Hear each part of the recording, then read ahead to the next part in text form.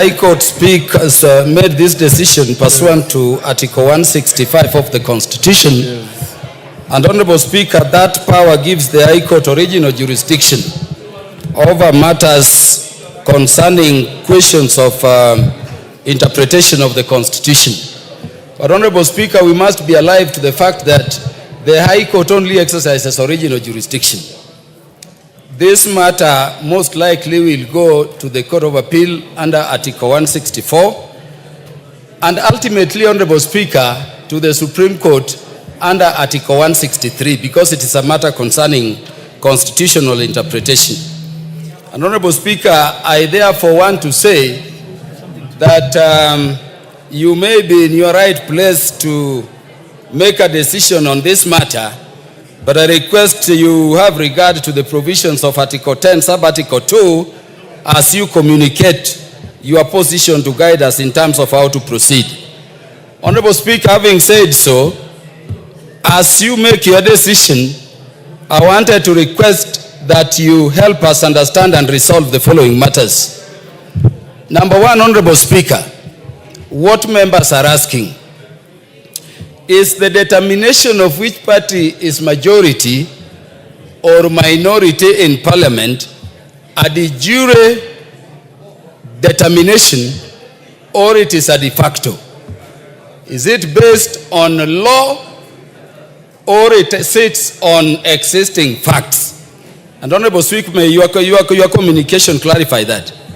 I'm asking Honorable Speaker, together with the Honorable members, that is it a decision to be made at once at elections and then it remains static, or it is capable of change due to the possibility of post-election coalitions? Honorable Speaker, we've seen this in Israel, we've seen this in Germany. What happens if it is static and at once? If these parties like UDM, the parties like MDG, the parties that were to move from Azimio, were to actually effectively, successfully and lawfully move from Azimio and join Kenya Kwanza, how would that position sit with the judgment? Honorable Speaker, I'm also asking you to clarify that if the determination is static, then Honorable Speaker, how does the judgment sit with the provisions of Article 36 of the Constitution? And Honorable Speaker, as you make your determination, I wanted to give him 1 minute. Yes, Honorable Speaker. Honorable Speaker, would you look when you decide at the provisions of Standing Order number 178, subsection 2, as read with Standing Order 174, subsection 2A.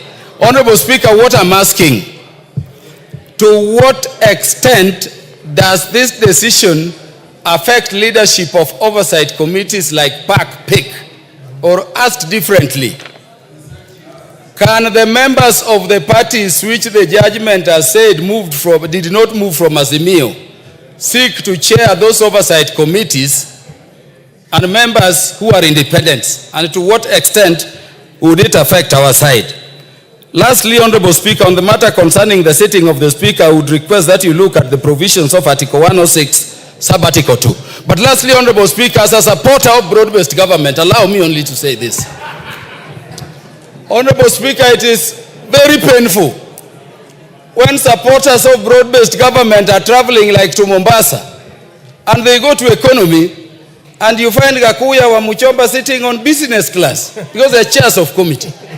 We want reorganization that ensures equity in the broad-based system. And that is why I would agree that whatever decision you make, we must be equally integrated as a broad-based government in a presidential system. I thank you, Honorable Speaker. Lillian Kogo.